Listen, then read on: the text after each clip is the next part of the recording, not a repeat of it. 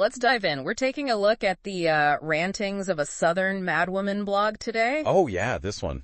And, I mean, where do we even begin with this? There's just so much to unpack. It really is quite the mix. It really is. I mean, biblical reflections, personal stories, social commentary. Yeah. All kind of tied together with her very strong Christian faith. Yeah. It's really interesting how she manages to do that. It is, yeah. And, you know, right off the bat, Rantings of a Southern Madwoman. Yeah. That title. Talk about attention grabbing. Definitely. It's very bold, isn't it? Yeah. It makes you kind of wonder, like, who is this person? Yeah, exactly. What are they all about? And there's this boldness to it, but then as you start reading, you see this, like, self-awareness. Yeah. And there's even, like, a playfulness. Yeah, there's definitely, like, a humor that runs through it. Yeah, it's not like a, you know... Not preachy at all. Yeah. Like, she's not trying to... hit you over the head with it. Yeah, exactly. Like, I'm thinking about the post-onward Christian soldier. Oh, yeah. And there's this one line, she says, as God breathes out, we breathe in, and his grace, mercy, wisdom, discernment, love, etc. fills us, transforms us, and overflows from us into the world around us. Mm-hmm. Like, that's a pretty powerful image. It really is. It kind of gives you this sense of faith as something active. Yeah, it's not passive. Breathing, you know. It's alive. Yeah, and that really comes through in the way that she approaches, like, biblical analysis. Yeah. It's not just, like, you know, Sunday school stuff. Like, take her interpretation of Jonah, for example. Mm-hmm. It's not just about him, like, running away from God, right? Yeah, right. Great. She connects it to, like, our own fear of stepping outside of our comfort zone and fulfilling our purpose. Exactly. And I mean, come on, who hasn't felt that? We've all been there. Yeah. Yeah, at some point, right. Definitely. Like, she takes these stories that, you know, might feel very ancient and distant. Yeah. And she makes them feel incredibly relevant to our lives today. Exactly. And, you know, one thing that I noticed that she does a lot is she really emphasizes context. Oh, absolutely. She has a whole post called Context, Context, Context. Yes. And she's basically saying, like, look, if you're going to understand the Bible, you got to remember that it's a collection of books written in different genres, different times, different audiences at different points in history. It's not just one monolithic book. Right. Exactly. Like, you can't just take one verse out of context and apply it to every situation. Yeah. It's like she's encouraging us to be more like critical readers. Absolutely. To not just take everything at face value, but to really think about, like, the historical context, the literary context. Yeah. And honestly, that's such a valuable skill, even outside of biblical studies. It really is. It's about being an active participant in your own learning. Yeah.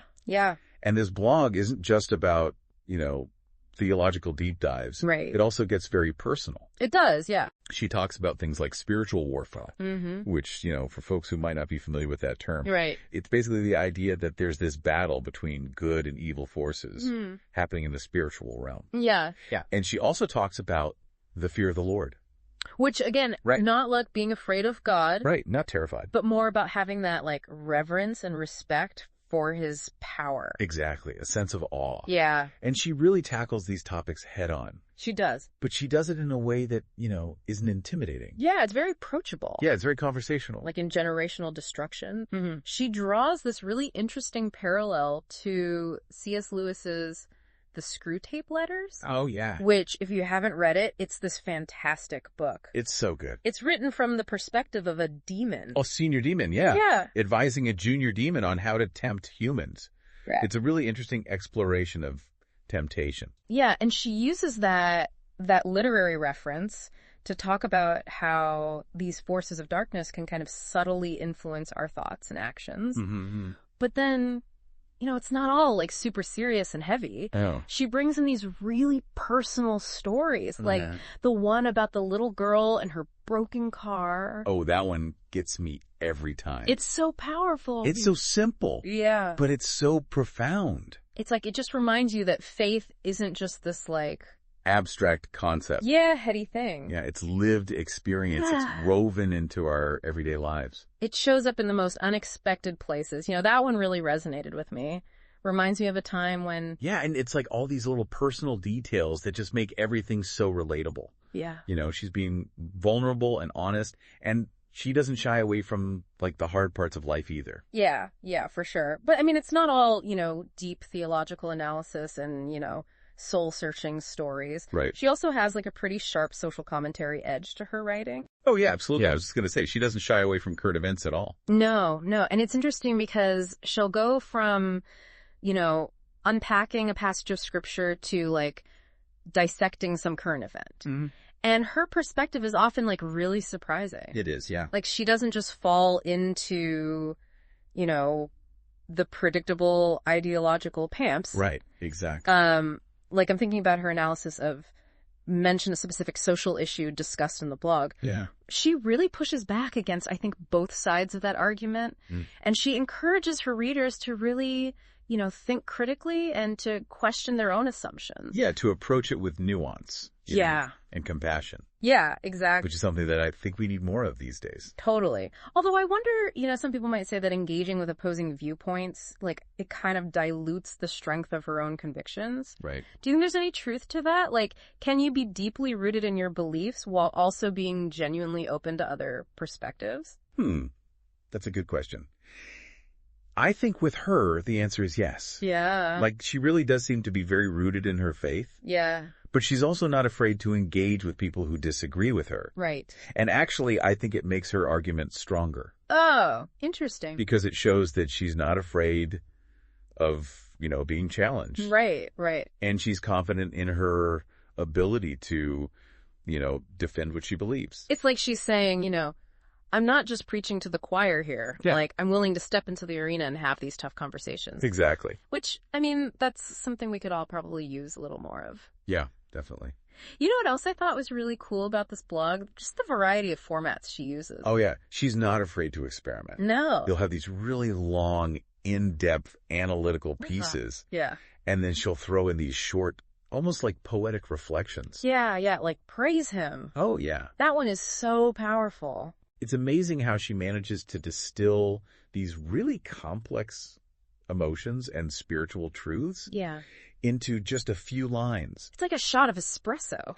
It is. Like it wakes you up and you're like, whoa, oh, okay. Yeah. And speaking of things that make you go, whoa. Yeah. We got to talk about the they made a good point section. Yeah.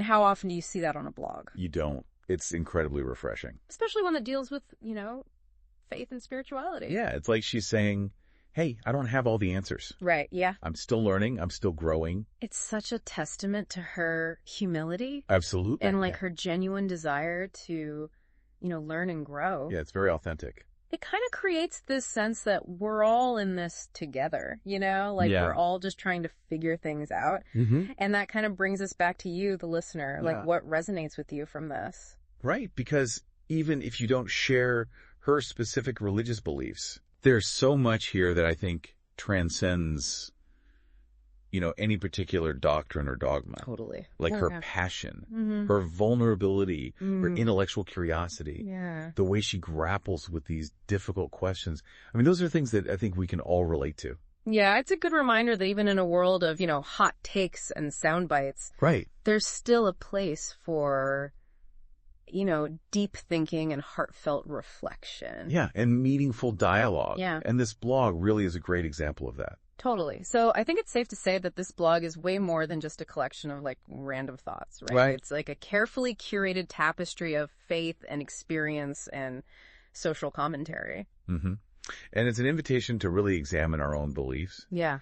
And to engage in those meaningful conversations that we were just talking about. Yeah. And to embrace the complexities of life with both passion and compassion. Yeah, beautifully put.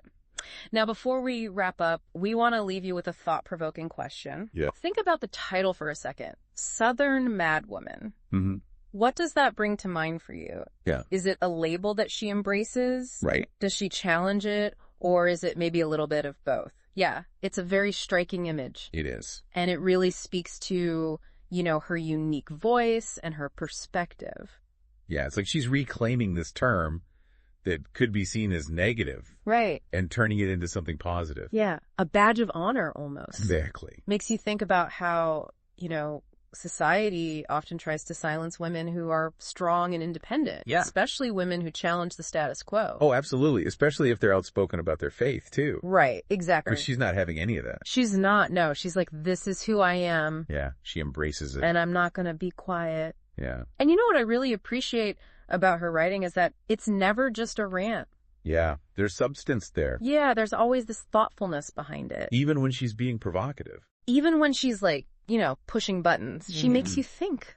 She does. She makes you feel things. Yeah. And she makes you question your own assumptions. And that's what makes her so compelling, Yeah, I think so too. She's not afraid to, ruffle a few feathers. Yeah, which is great. And I think ultimately that's what makes this blog so powerful. Yeah. It's like an invitation to kind of step outside of our comfort zones. Yeah. To embrace our own madness. Right. And to engage with the world in a more authentic way. So if you're looking for a blog that's going to challenge you, inspire you, and maybe even make you laugh out loud. Yeah. Definitely check out Rantings of a Southern Madwoman. Just be prepared for a wild ride. Yeah, it's definitely a journey. It's a journey of faith, doubt, and everything in between. And that's what makes it so real. Yeah. So relatable. It's like she's saying, hey, it's okay to not have all the answers. Right. We're all figuring this out together. Exactly. So go ahead, dive in, and see where your own exploration takes you. You won't regret it. We think you'll find it pretty amazing.